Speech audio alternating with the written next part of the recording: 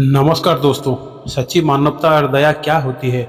किसी की मदद करना सिर्फ दूसरे के लिए नहीं होती, बल्कि हमें भी सशक्त बनाती है। जब हम अपनी कठिनाइयों के बावजूद दूसरों की मदद करते हैं, तो यह ना केवल दूसरों की समस्याओं को हल करता है, बल्कि हमारे अपने जीवन को भी सुखमय और संतुष्ट बनाता है। मानवता और सहानुभूति के छोटे-छोटे कार्य भी बड़े बदलाव ला सकते हैं और समाज में एक बेहतर स्थान बना सकते हैं। चलिए, आज हम आपको एक ऐसी कहानी से रूबरू कराते हैं कि कैसे एक आदमी ने एक पक्षी की मदद करके अपने सुख और शांति को पा लिया।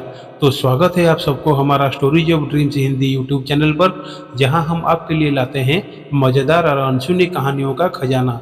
एक बार की बात है, एक छोटे से गांव में रामू नाम का एक गरीब लकड़हारा रहता था। रामू का जिंदगी बड़ी कठिनाइयों से बीतता था। वह जंगल से लकड़ी काट कर लाता और उसे बाजार में बेचकर थोड़ी बहुत रोटी कमाकर अपने परिवार का भरण पोषण करता था। एक दिन जब वह जंगल में लकड़ी काट रहा था, अचानक उसे एक घायल पक्षी मिला। पक्षी का एक पैर टूट गया था और वह दर्द में छटपटा रहा था। रामू ने देखा कि पक्षी की हालत बहुत ही बुरी थी। उसने तुरंत उसे अपनी झोला में डाला और उसे अपने घर लेकर आया। रामू ने पक्षी की देखभाल की, उसे पानी और खाने के लिए दिया और उसके पैर को मरहम लगाया। कुछ ही दिनों बाद पक्षी पूरी तरह से ठीक हो गया और उड़ने लगा। कुछ ही समय बाद रामू को अपनी लकड़ी के कारोबार में कठिनाइयां होने लगी। उसकी लकड़ी की कीमत कम हो गई और उसके पास पैसे की कमी होने लगी। इसीलिए वो स्कूल में अपनी बच्चों की फीस जमा नहीं करवा पाया और उसके बच्चे स्कूल नहीं जा पा रहे थे। बाद में रामू का उसकी पत्नी के साथ भी संबंध टूटने लगी थी।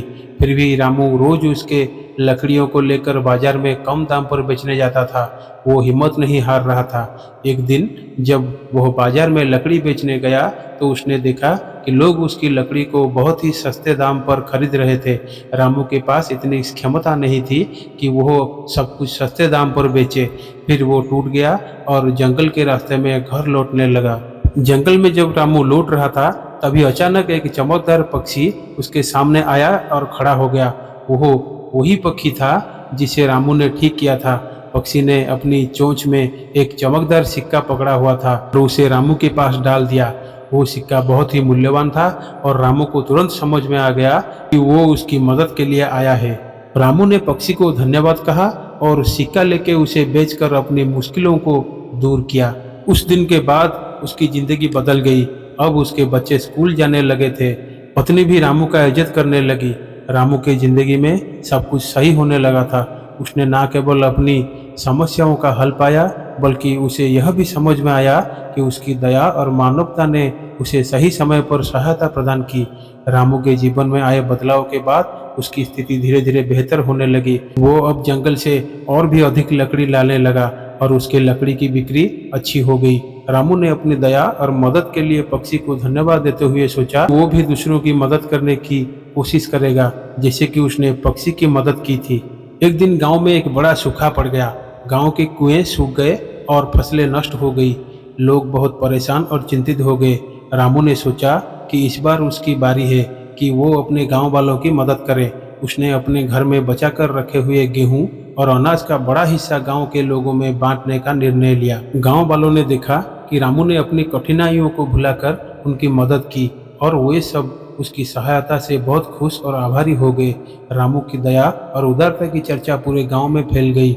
लोग उसकी मदद और अच्छाई की कहानियां सुनाने लगे और इसी तरह रामू की मानवता का आदर्श पूरे गांव के लिए एक प्रेरणा बन गया। समय बीतता गया और गांव में बहुत से लोग रामू से प्रेरित होकर दूसरों की मदद करने लगे। उन्होंने मिलकर गांव की समस्याओं का समाधान किया और जीवन की कठिनाइयों का सामना एक साथ किया।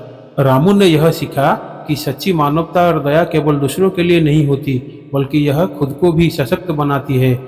जब हम अपनी कठिनाइयों के बावजूद दूसरों की मदद करते हैं, तो यह ना केवल दूसरों की समस्याओं का हल करता है, बल्कि हमारे अपने जीवन को भी सुखमय और संतुष्ट बनाता है। रामू के दया ने ना केवल उसके जीवन को बदल दिया, बल्कि पूरे गांव के जीवन को भी उज्जवल और सुखहाल बना दिया। रामू की कहानी से हम समझ सकते हैं कि मानवता और सहानुभूति के छोटे छोटे कार्य भी बड़े बदलाव ला सकते हैं।